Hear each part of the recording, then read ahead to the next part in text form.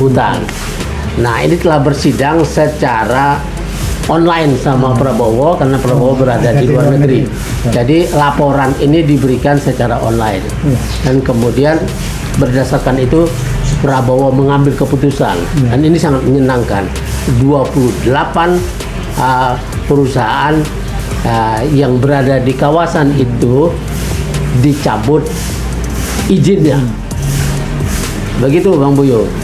Itu berapa lama dicabut? Ini dicabut tidak ada limit waktu. Izinnya dicabut, tapi itu izin apa? Pertanyaannya kan? Ya.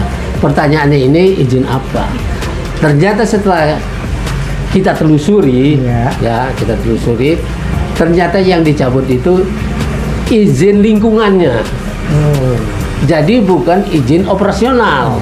Jadi perusahaan-perusahaan itu walaupun dicabut izinnya, ya kata pemerintah mereka tidak apa-apa tetap beroperasi. Kok bisa ya? Nah itulah pertanyaannya adalah kenapa? Jadi apakah ini benar mau menghukum atau kita cuma main-main?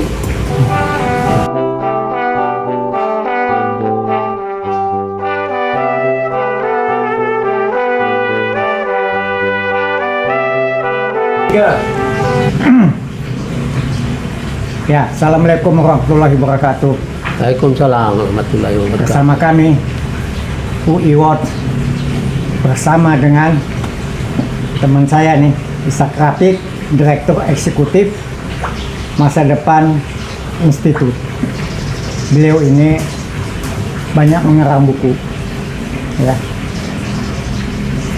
Dan kami berharap ada info yang menurut saya kami harus sampaikan, walaupun itu ya mungkin akan membuat seseorang merasa apa tuh? Merasa Nyap-nyap. Jangankan beliau, kita aja nyap-nyap nih. Ya, kita emosi nih soalnya. Emosinya kalau ini benar-benar terjadi, apa kata dunia? Ya. Nah, silakan Bung Rafiq. Ya, kita berada di akhir bulan Januari ini, ya. Dan kita sudah mendengar Presiden Prabowo sudah. Oh, ini presiden nih. Presiden Prabowo sudah bertindak tegas, ya, terhadap perusahaan-perusahaan biang bencana banjir bandang di Aceh, Sumatera Utara dan Sumatera Barat. Nah, itu kita sudah melihat itu. Dan ada 28 perusahaan yang berdasarkan rapat dengan Satgas PKH. PKH itu penertiban kawasan hutan. Ini Satgas, ya, Satuan Tugas Penertiban Kawasan Hutan. Nah, ini telah bersidang secara online sama Prabowo karena Prabowo berada di luar negeri. Jadi laporan ini diberikan secara online. Dan kemudian berdasarkan itu Prabowo mengambil keputusan. Dan ini sangat menyenangkan. 28 perusahaan yang berada di kawasan itu dicabut izinnya.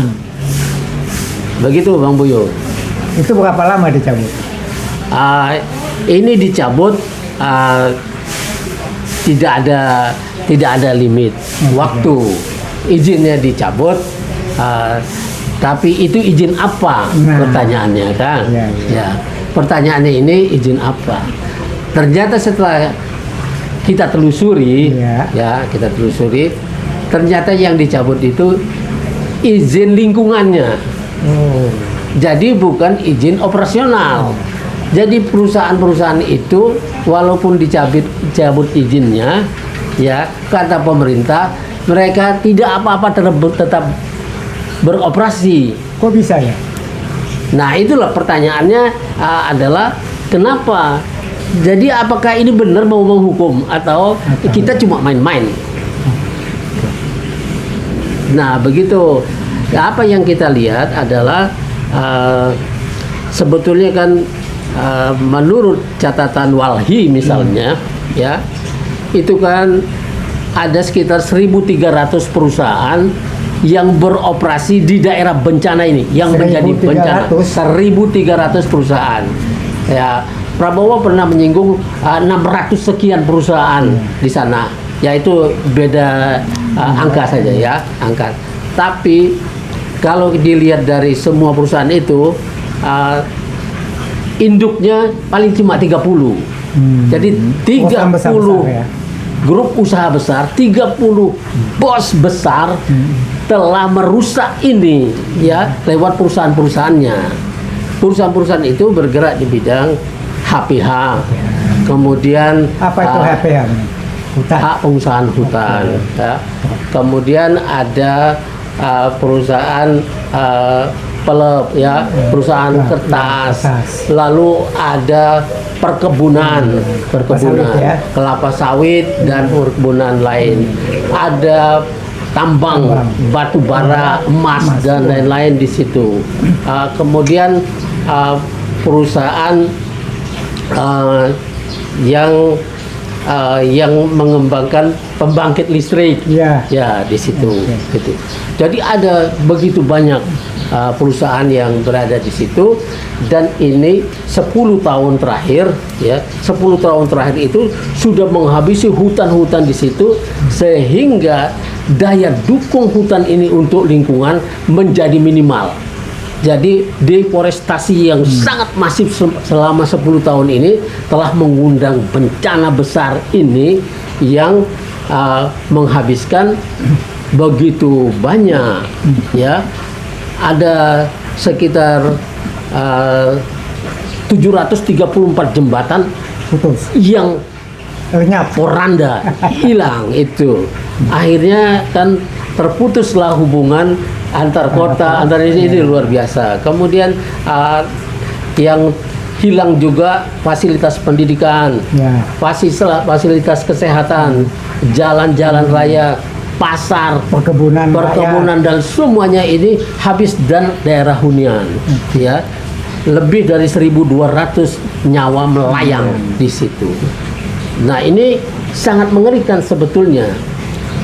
Nah, menurut perkiraan, ya, menurut perkiraan masa depan institut, diperlukan sekitar 60 sampai 70 triliun rupiah untuk membangun kembali yang sudah rusak itu. Tapi Prabowo kan mau tanggung jawab katanya. Ya, itu apakah ketika APBN minus, Ya. minusnya itu 663 triliun, ya, minus segitu itu, apakah kita harus nombokin ini lagi? Perusahaan-perusahaannya sendiri tidak apa-apa, tidak didenda, tidak apa-apa kan? Ya, tidak Nah, dipidanakan lah. Seharusnya kan dibawa ke pengadilan. ya, itu tidak terjadi, tidak terjadi. Kita berharap itu belum terjadi. Ah, Tapi seharusnya ke sana larinya. tapi kayaknya tidak ke sana. Karena Ini saya jadi nih sama Bung Rafiq nih. Ngeri-ngeri sedap nih Bung Rafiq. Kalau Ya. itu tidak dipidanakan, apa kata dunia? ya itulah, apakah kita mau mendengar kata dunia? Apa kita maunya sendiri nih? Prabowo itu kan presiden dunia, bukan presiden Indonesia. Ya, betul.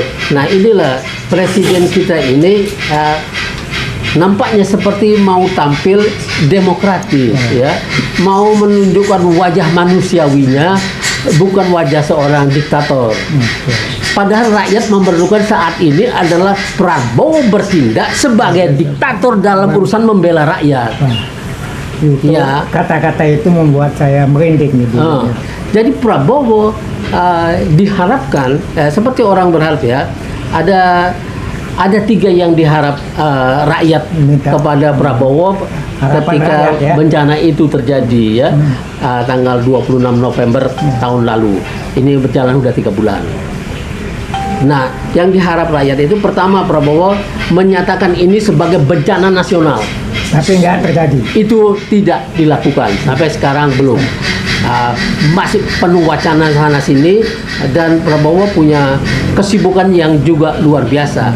Tapi seorang presiden adalah pemimpin tertinggi. Ya, dia bisa memerintahkan yang manapun menterinya, bisa.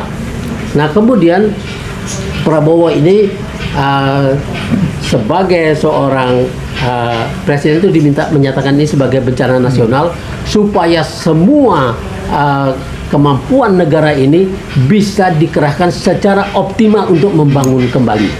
Itu. Yang kedua, Prabowo diharapkan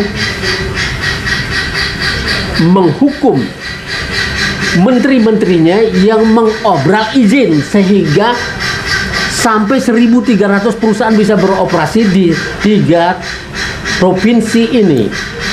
Ya, begitu banyaknya perusahaan sehingga hancur ini. Ini kan biang kehancuran yang sudah berjalan selama 10 tahun, mungkin juga lebih. Tapi ya. 10 tahun itu berarti kepemimpinannya presiden yang lalu dong. Ya, itu izin itu sudah diobral pada masa kepresidenan Jokowi selama 10 tahun, 2 periode. Ini yang membuat semuanya menjadi terlalu gampang menghancurkan wilayah itu tanpa perhitungan lingkungan. Ada yang harus dipertahankan, 70% tutupan hutan itu harus tetap ada, bukan diambil semuanya sehingga tidak mampu menahan hujan yang deras itu bisa langsung mengalir ke hunian dan kemana-mana. Lalu yang diharapkan ini bahwa semua jalan-jalan kan habis ya, komunikasi habis, kemudian semua fasilitas buat rakyat ini yang tidak menikmati seperak pun dari hasil hutan ini, dari tambangnya dan lain sebagainya, mereka mendapatkan bencananya.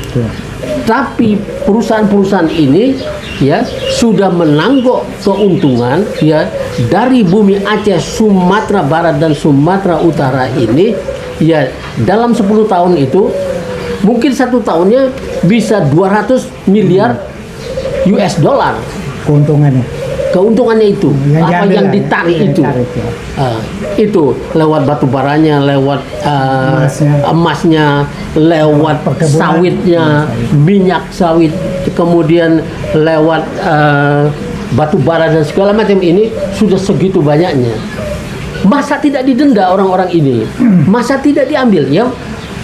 Orang mengharapkan bahwa orang-orang yang pertama menteri-menteri ini kan yang ikut terlibat dalam membagi-bagi, mengobral izin ini, itu kementerian mana? Kehutanan. Ada berapa menteri di situ? Ini harus diambil semuanya nih, harus dimintai pertanggungjawaban. Kemudian Menteri Lingkungan Hidup, berapa periode harus diambil orangnya. Kemudian Menteri Investasi, BKPM, Bahlil Lahadalia dulu, yang sekarang menjadi Menteri ESDM, sama juga jual izin. Ya, ini tidak diapa-apain. Kemudian Luhur Binsar Panjaitan, itu biang keroknya tuh. Biang keroknya yang mengobral izin, ya, yang dulu berada di Menko Kelautan dan Investasi. Nah, ini mengobral, sama juga mengobral izin. Memang harus ada investigasi menyeluruh tentang ini, menteri-menteri yang terlibat ini. Dan kalau memang ikut terlibat dan dapat duit dari penjualan izin ini, mereka ini harus dihukum berat, ya. Semua hartanya disita, dipecat dari posisinya sebagai menteri, kemudian dibawa ke pengadilan, hukuman pengadilan yang menentukan. Kalau nanti ternyata orang-orang ini tidak terbukti bersalah, tidak memperkaya diri atau orang lain atau temannya atau adik-adiknya segala macam, nah boleh dilepaskan, boleh.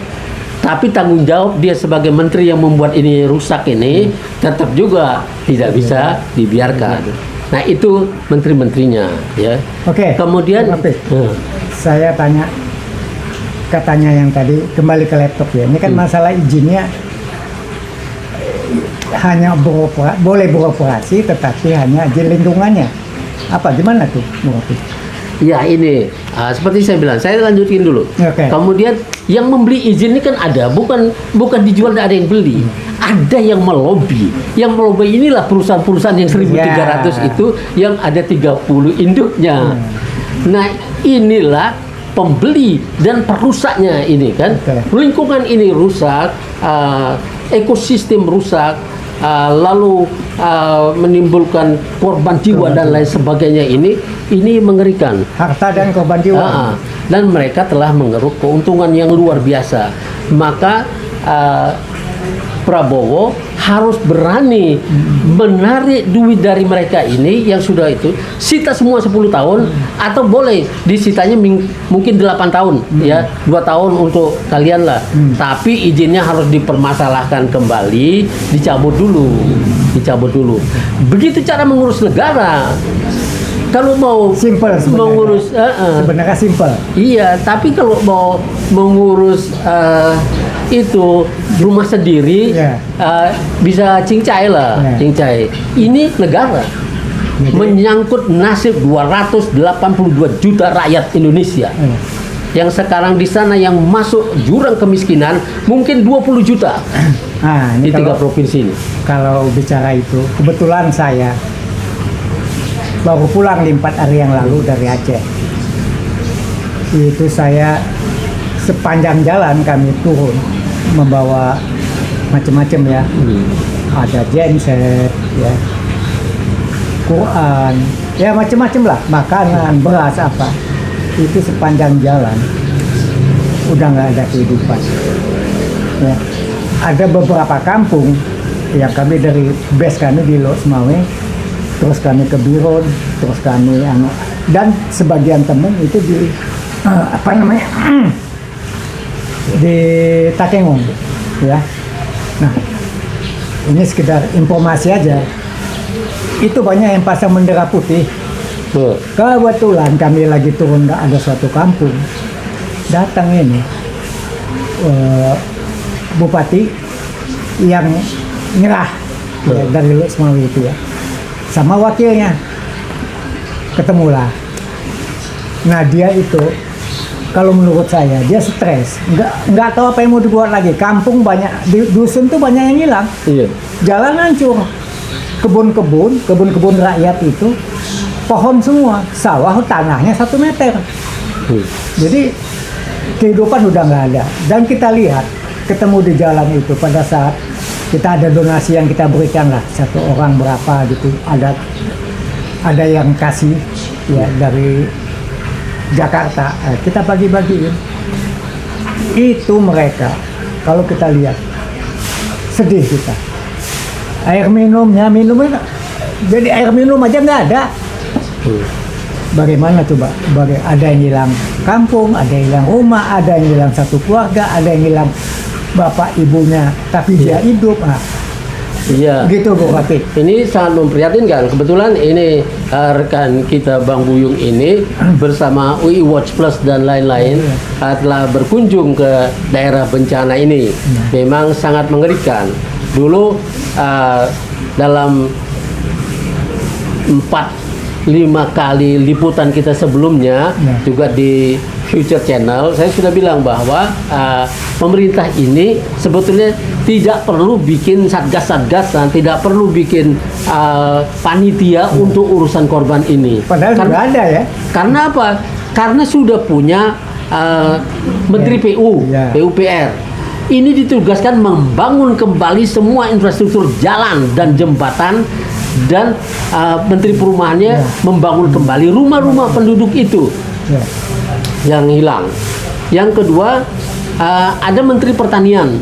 Infrastruktur pertaniannya harus ditugaskan kepada Menteri Pertanian memperbaiki ini. Menteri Kehutanan memperbaiki hutannya, kan gitu. Kemudian Menteri Telekomunikasi memperbaiki infrastruktur telekomunikasi. Jangan main-main. Kemudian ada PDAM dan lain sebagainya. Itu harus bisa berbuat. Kalau tidak bisa bawa air dari sini atau dari kota-kota sedekatnya, dia harus gebor di situ, ya seperti pernah kami lakukan dulu, bikin sumur bor dalam, atau menyuling air laut supaya rakyat ini aman. Kenapa? Ini tugas pemerintah. Pemerintah ini kami pilih untuk meringankan hidup kami, apalagi kalau ada bencana. Mensejahterakan Iya. rakyat. Dan itu cita-cita Prabowo untuk ikut kepada amanat Undang-Undang Dasar 45. Nah, kembali kita melihat bencana ini ya. Saya mencoba melakukan riset lagi nih. Dan berapa sebetulnya? Jadi jumlah korban jiwa yang sekarang ini ya 1.204 orang. Itu yang hilang.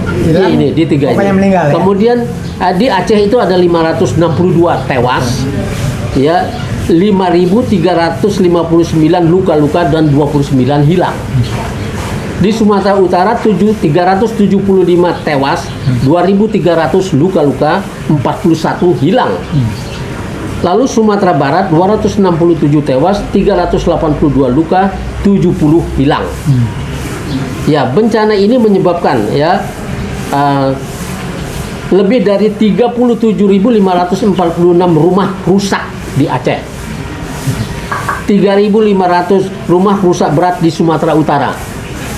Infrastruktur vital seperti jalan dan jembatan terputus. Ratusan desa terendam banjir. Lebih dari 2,5 juta orang terdampak di Aceh saja. Nah, ini bukan sesuatu yang ringan, dan pemerintah harus cepat. Nggak bisa sambil main-main, nggak bisa. Dan menteri-menteri yang terlibat dalam urusan izin ini, tugaskan dia membereskan itu. Dia bertanggung jawab. Dia harus bertanggung jawab. Kemudian kita lihat ya, jalan dan jembatan lebih dari 4.000 infrastruktur rusak ya, termasuk 734 jembatan yang luluh lantak sehingga akses masyarakat terputus. Ini yang menyebabkan sulitnya logistik ya. Pendidikan sekitar 875 fasilitas pendidikan rusak sehingga kegiatan belajar mengajar terganggu. Ini Menteri Pendidikan harus dikerahkan ke situ, bangun kembali ini. Kemudian fasilitas pasar ya, beberapa pasar rusak sehingga aktivitas ekonomi terganggu. Kemudian irigasi, nah beberapa saluran irigasi rusak. Ini ratusan irigasi sawah-sawah itu rusak. Dan ini tugaskan kepada Menteri Pertanian.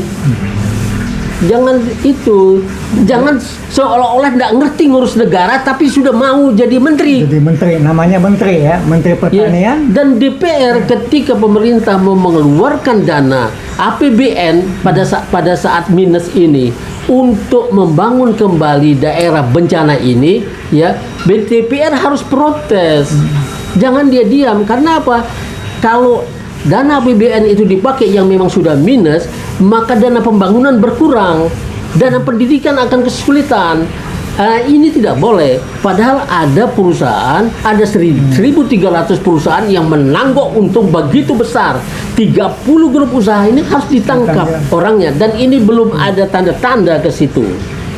Kemudian pemerintah ya sudah mengirim ya, pemerintah telah melakukan upaya mengirim gawat darurat, bantuan segala macam. Itu kan juga dilakukan oleh ibu-ibu arisan RT. Pemerintah tidak harus seperti itu. Pemerintah harus di atas itu. Ya, kemudian kembali ke pertanyaan Bang Buyung tadi, ini 28 perusahaan dicabut izinnya. Tapi yang dicabut itu izin lingkungan, bukan izin operasional. Dan pemerintah bilang ya bahwa pemerintah tidak keberatan. Pemerintah tidak keberatan perusahaan-perusahaan yang sudah dicabut izinnya ini tetap beroperasi. Karena jangan sampai nanti perusahaannya mati. Kok bisa tiba-tiba berperkimanusiaan kepada pembawa bencana? Ini bukan gitu ngurus negara. Ambil dulu ya, kasih tindakan hukum dan tindakan politik. Tingkatan politiknya itu cabut izinnya, bukan izin lingkungan, izin operasional. Berhenti dulu dia merusak lingkungan itu. Nah, kemudian dibawa masalah ini ke pengadilan. Itu yang nanti, yang di tengah-tengah ini adalah mengambil duit mereka untuk mendanai pembangunan kembali. Jadi kita anggarkanlah 200 triliun ambil dari perusahaan-perusahaan besar ini yang sudah merusak lingkungan di 3 provinsi ini. Sebentar lagi mungkin akan terjadi hal serupa di daerah-daerah lain ya. Mungkin nanti akan terjadi di Sangihe, akan terjadi di Morowali, akan terjadi di Sulawesi dan segala macam karena cara mengobrol izinnya sama dan orang-orangnya sama. Dia juga. Dia juga. Dan Prabowo belum meresapel ya orang-orang Jokowi di kabinetnya. Ya baru 5 dari 17 menteri yang ada.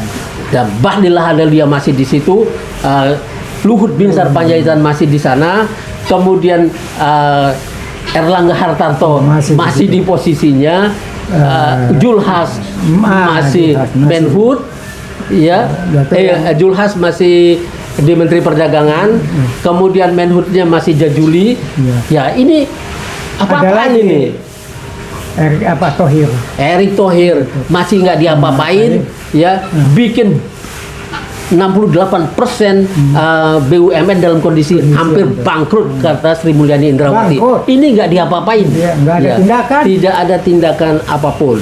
Jadi kita sebagai rakyat Indonesia, sebagai bagian dari kaum intelektual Republik di UI ini menuntut itu, hal-hal yang sederhana ini, yaitu pertama, nyatakan ini sebagai bencana nasional. Yang kedua, tangkap perusahaan-perusahaan yang sudah membuat bencana dan denda mereka. Ambil duitnya, sudah mengambil itu.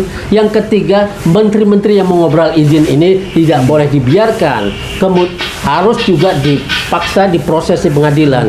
Yang keempat, semua produk perundang-undangan 10 tahun terakhir yang mengizinkan penghancuran lingkungan ini harus ditinjau ulang, dicabut. Begitu Bang? Ya, oke. Terima kasih Bung Rafiq. Tuntas jelas ya. Kita tunggu sikap Prabowo. Berani nggak? Nah, ini masalah berani atau tidak. Kalau nggak berani, ya kita juga nggak bisa ngomong apa-apa. Mungkin rakyat akan menuntut. Ya. Artinya kalau Prabowo tidak mau bertindak terhadap yang membuat bencana, rakyat akan bertindak terhadap pemerintahan ini. Begitu. Dan DPR sudah kita lihat Agustus lalu ada demo yang begitu besar juga menyerang menteri dan DPR dan polisi. Kebetulan kita akan dapat informasi kalau Prabowo tidak tegas, rakyat akan menggugat. Jadi ini sekedar informasi aja buat penguasa sekarang ini, ya. Dan masalah hukum harus ditegakkan karena kuncinya di situ. Jadi jangan juga udah ke pengadilan, cincai, selesai. Kan selama ini begitu, selalu dipolitisasi. Oke, kami ucapkan terima kasih atas perhatiannya. Bu Rafiq, terima kasih ulasannya. Mantap banget. Oke. Ya, oke. Ya, sampai ketemu lagi di lain waktu. Di lain waktu. Veritas Probitas Justitia. Veritas Probitas Justitia.